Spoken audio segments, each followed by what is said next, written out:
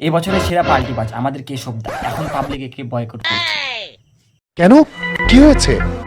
সারা বছর টিএমসির হয়ে কলেজে কলেজে টিএমসির নামে গুণগান করা। তুমি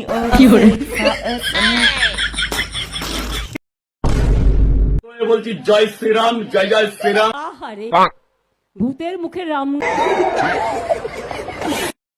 আমাদের এই কেশবদা শুধু এখানেই থেমে থাকেনি, ভোট প্রচার পর্যন্ত গান করেছে।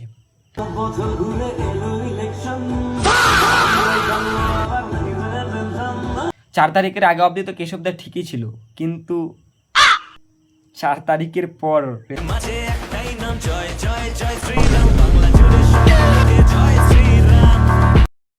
আই এম তো অবাক।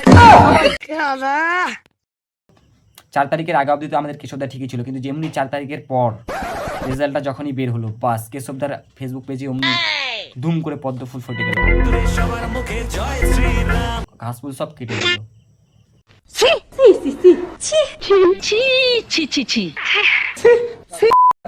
পাল্টি বাজের দিকে শুধু কেশবদা না ভাই, এদিকে আমাদের পকেট পরোটা রাজু পাল্টি মেরে দিয়েছে।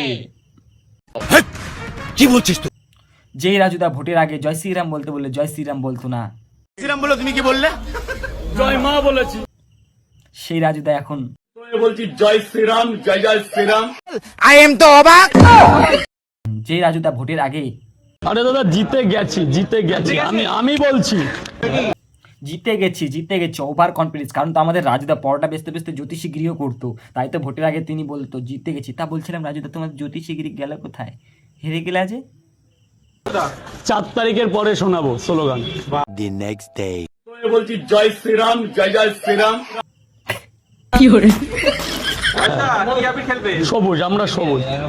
তোমার তো আর সবুজ আবির নিয়ে খেলা হলো না রাজুদা।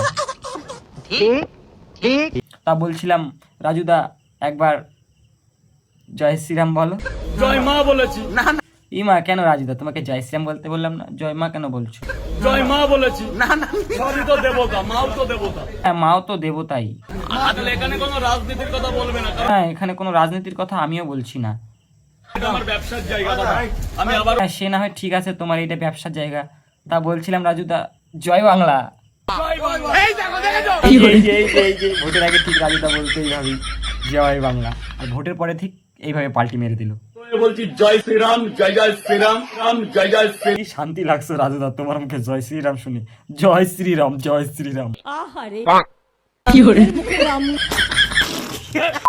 এইসব তো হলো, তবে ভোটের আগে যারা বিজেপির কর্মকর্তারা ছিল বা ছেলেপেলেরা ছিল, যারা বিজেপির হয়ে খেটেছে, কাজ করেছে এবং লোকের হাতে মার চড়ও খেয়েছে, অন্যান্য পার্টির হাতে ধুমকিও খেয়েছে, এমনটা না যে খায়নি, সবাই খেয়েছে, এতদিন থেকে খেটেছে খুঁটে অবশেষে তাদের পার্টিকে বা বিজেপিকে পশ্চিমবঙ্গে নিয়ে এসেছে, তাদের একটা আনন্দের ব্যাপার অনেক বড়। কিন্তু ভাই সবই ঠিক আছে, কিন্তু এই যে পাল্টিবাজগুলো পাল্টি হচ্ছে, যারা টিএমসির চটি চেটে বিজেপির যারা আসল বা অরিজিনাল কর্মী, মানে খেটেছে যারা, এক কথায় তারা কি খুশি হবে? বিজেপি তো সাফ বলে দিয়েছে, বিজেপির বড় বড় হর্তাকর্তাদের, টিএমসির চটি চাটাদেরকে যদি বিজেপিতে জয়েনিং করানো হয় বা কেউ জয়েনিং করায় তাদের হাত দিয়ে, এর পরিপ্রেক্ষিতে অ্যাকশন নেওয়া হবে তাদের পক্ষেও। তো যারা ভাবছে যে টিএমসির এতদিন থেকে চটি চেটে চেটে বিজেপিতে পার হয়ে যাবো, গেরুয়া আবির মেখে নেবো, বাস ঝামেলা শেষ, আবার কাজ করবো, আবার কাজ পাবো, আবার পকেটের টাকা গুজবো, তারা ভুল ভাবছো ভাই। বিজেপিতে তোমরা আর কোনো আশা করো না, তোমরা যাও ওই চটিই চাটো।